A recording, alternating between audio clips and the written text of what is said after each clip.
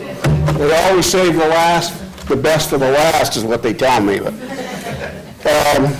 it says spill control on your program. We are going to talk shortly about spill control, but what you're really here for is what they call Class C operators. Bureau of Environmental Protection set the Underground Storage Tank Compliance Act, and there's some rules if you have a fuel dispensing at your building that we have to go by. You always know the feds are going to have the rules, and one of them is anybody that's dispensing fuel out of our pumps has to be trained as a Class C operator. So that's what we're going to do here quickly this afternoon. To be a Class C operator, you do not have to be a firefighter, you do not need to be a paramedic. What you need to know simply is a few things. Class C operators need to know how to recognize problems, quickly shutting down the fuel dispensing system, and know who to call. Fire department, police, ambulance, facility management, depending on the nature of the call. Next page, please.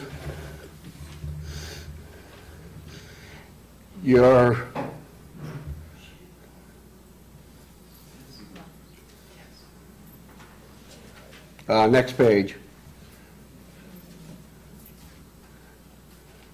Class C operators.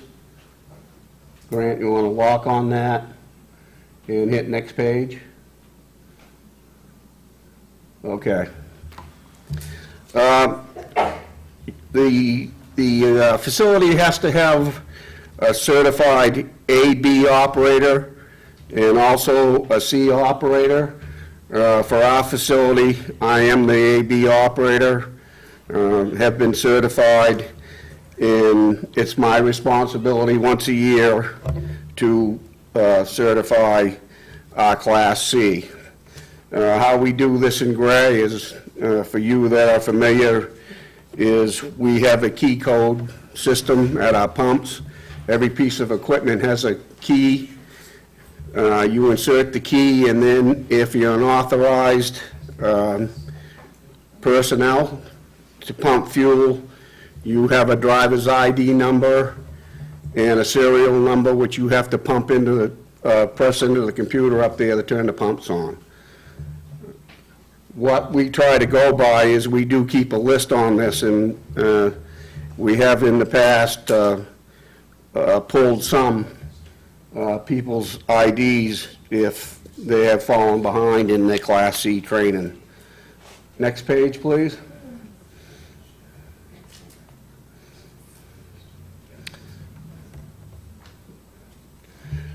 We'll talk quickly about the minimum requirements for you to hold your Class C operators, and then we'll get into how it relates with our operation up there.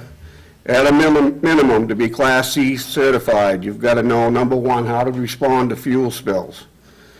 Number two, what to do when an alarm tank monitoring system sounds. I'll pass a picture around and I'll tell you where that is in our building in a few minutes. You've got to know how to potentially identify problems, such as a gas nozzle not shutting off, or a leaky hose, or a strong smell. And you've got to be aware of the safe fueling procedures, staying with the car, knowing how to discharge static, filling gas cans on the ground. Okay, you want to go back to the menu, training menu, Grant? And would you please bring up spills, cleanups, and reporting?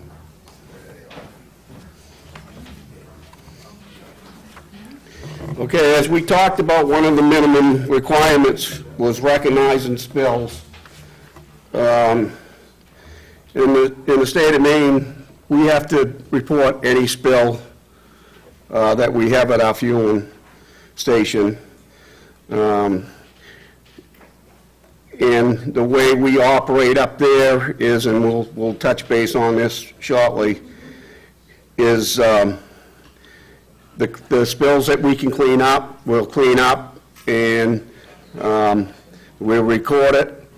We have a spill bucket up there with absorption pads, speedy dry, and it also has a book where you can record the dates and that kind of stuff. Our Class C people, we're required to realize that we have a leak and they have to be cleaned up, and if they can't be cleaned up by the individual, then we need to know who to contact so they are properly cleaned up.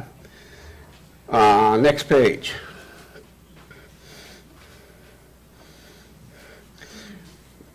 Our fueling system up there is not self-service, so we do not have to have an emergency shut-off like you see here. Most self-service pumps in the state, they have to have a shut-off at the pumps, so if there's an emergency, they can shut it off. Because we're not a self-service station, we don't require a shut-off, and if you have to look for an emergency switch, there's two things that you can do.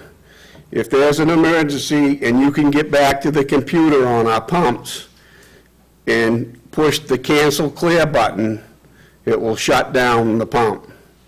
That's on the computer where we put our keys in and punch your codes in.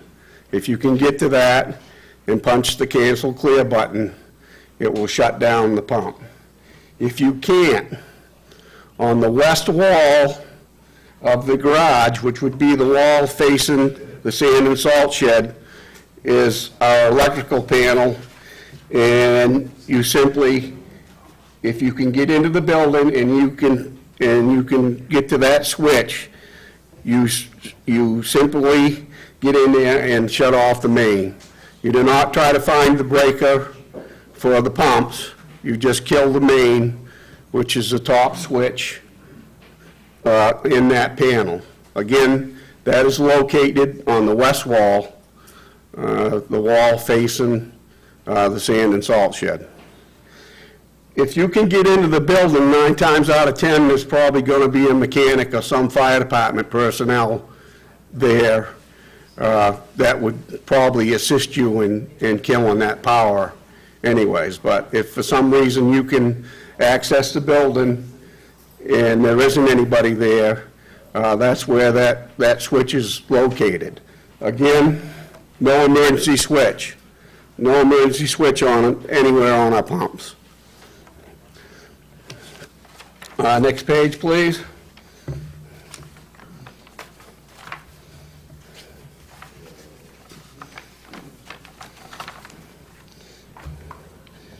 These are the things that we would request a Class C operator to do as far as cleaning up small leaks at our pumps.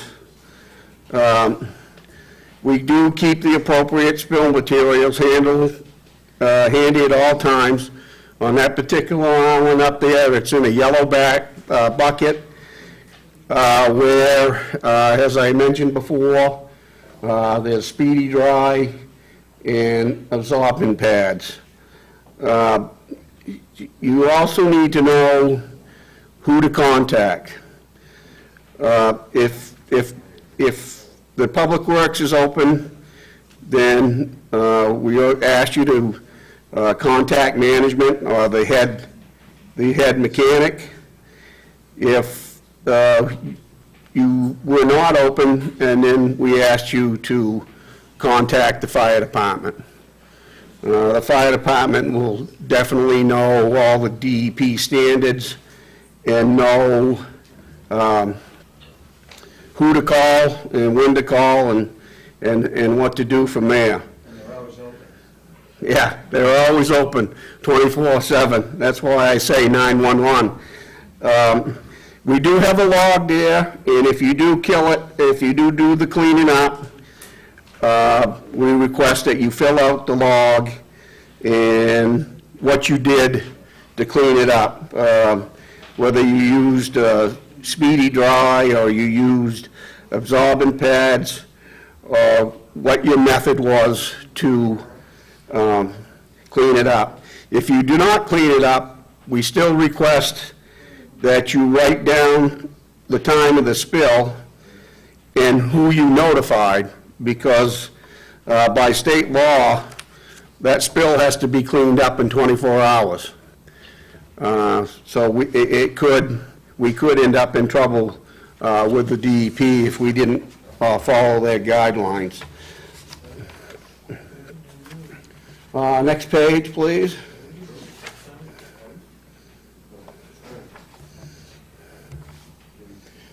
Again, what you really need to know is that any spilled fuel from any source at our facility has to be addressed immediately.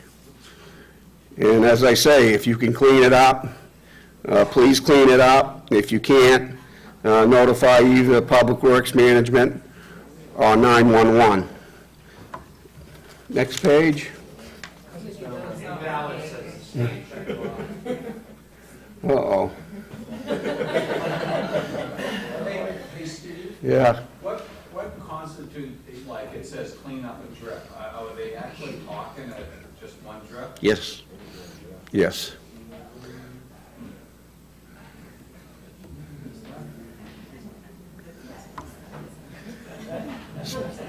Spills and view the training. Spills and cleanup, view the training. Okay, in advanced, a couple of pages, please.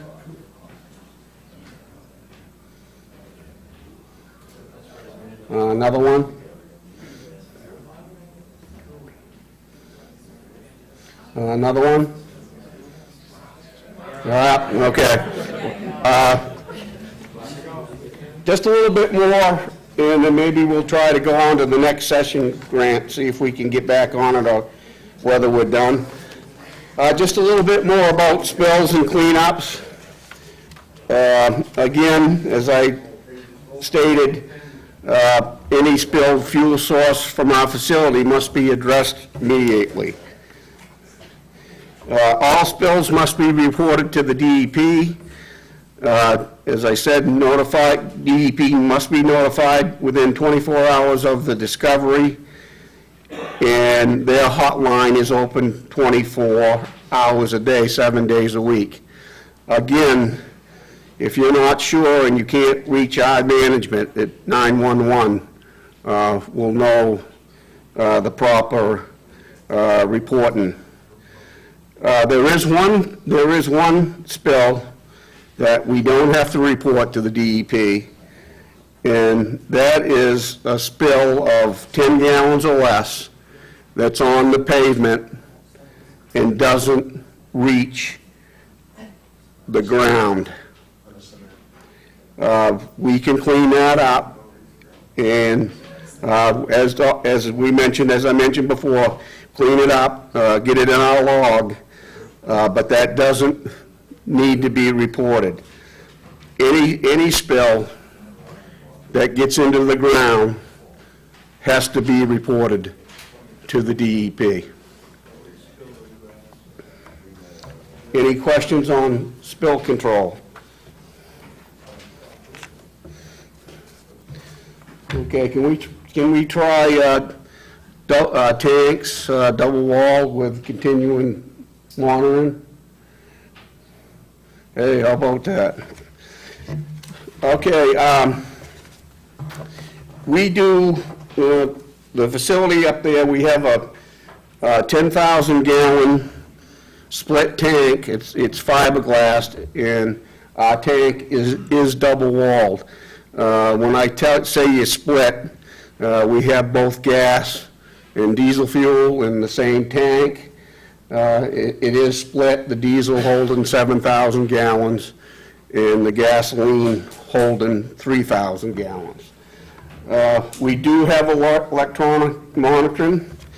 Basically what happens with this, and Grant, if you go to the next page,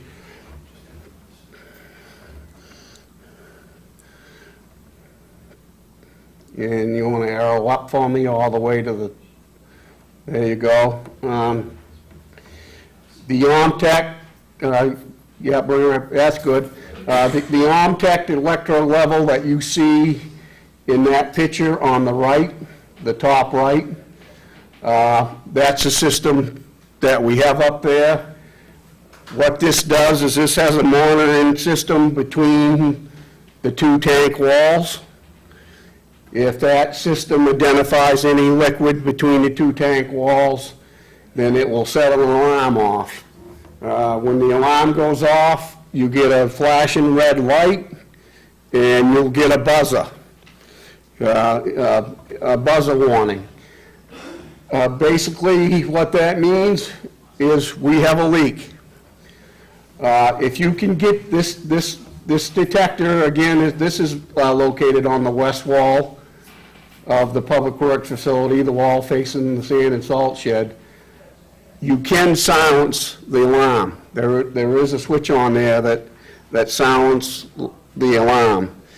If this should happen, and you can gain access to the building and you see that that's what that alarm is, you can silence the alarm. And again, we're going to notify either Public Works Management or the fire department if that alarm goes off. You would not hear that alarm if you're out at the fueling station, but you certainly would hear that alarm if you come back out and drive between the salt shed and the Public Works like you have to do to get out to the pumps. But that's our monitoring system.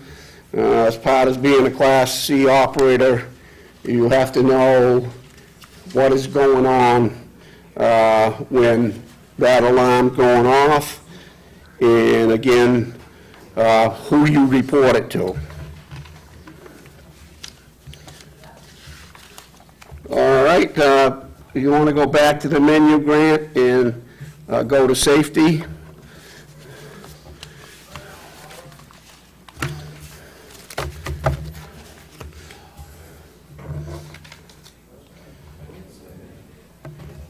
The last thing that we're going to talk about here is safety, and I always save the safety part of this for last, and basically my reason for saving it for last is number one, at the end of the workday, we want all our employees to go home safely.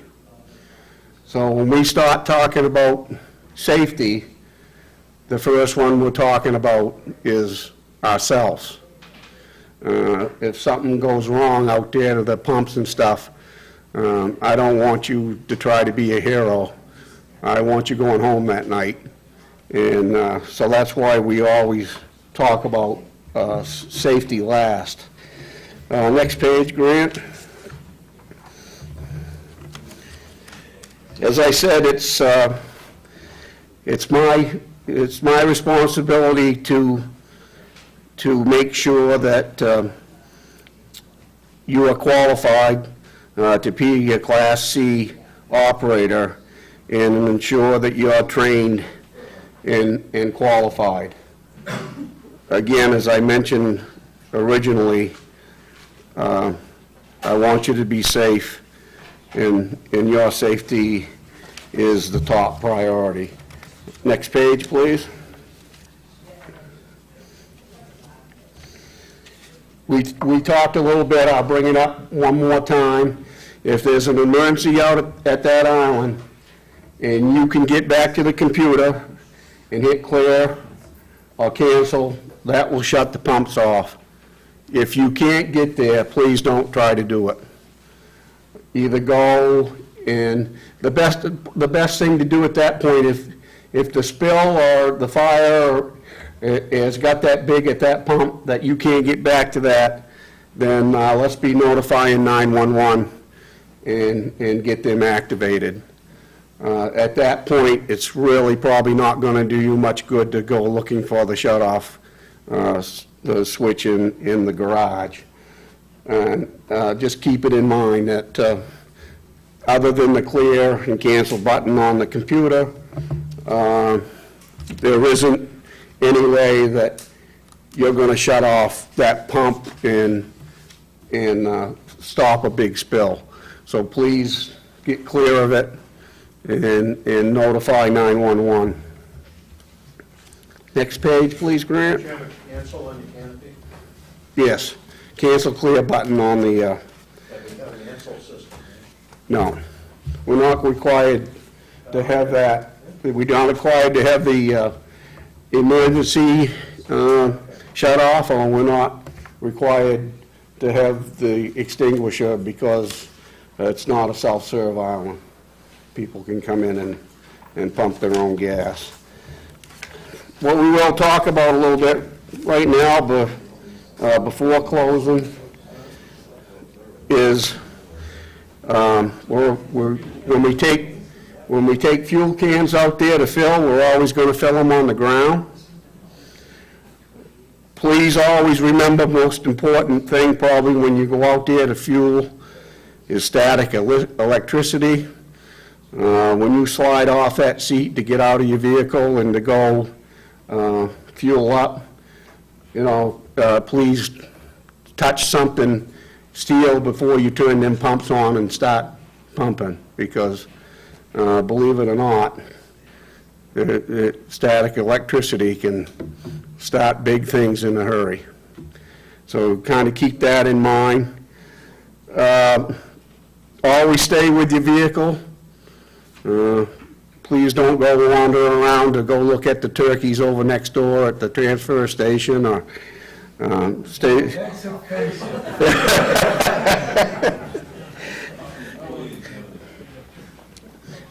And, as you're fueling up, make sure that it is going in your tank. We haven't got any leaky hoses, all that stuff that's going to really protect you. And again, I emphasize, if an issue happens and you can't shut down that pump, let's get 911 on the road and you get out of there so you're safe. Again, we'll touch briefly, next page, please.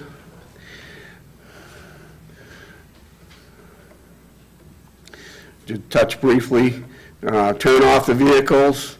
As I said, when you're filling containers, let's place them on the ground. Stay outside the vehicle and near the nozzle when we're fueling. Of course, no smoking. And please discharge static electricity before you start the pumps. It's not a lot to absorb here. It's pretty much all common stuff. Just to let you know, there are signs mounted on both sides of the fuel line out there that pretty much is going to cover every situation. You start with the top with the no smoking and all the common stuff, and then as you get to the bottom, there's communications there advising you what to do and when to do it. They're two big signs, and they're easily read. But I can't stress enough, if there's an issue out there at that pump, I don't justify your own safety. Towns have got insurance. We can replace stuff. We can't replace you. So thanks for your attention. Make sure everybody signed that, so we have you listed as a Class C operator. And I will take any questions from you as you're headed out the door. Thank you. Thank you.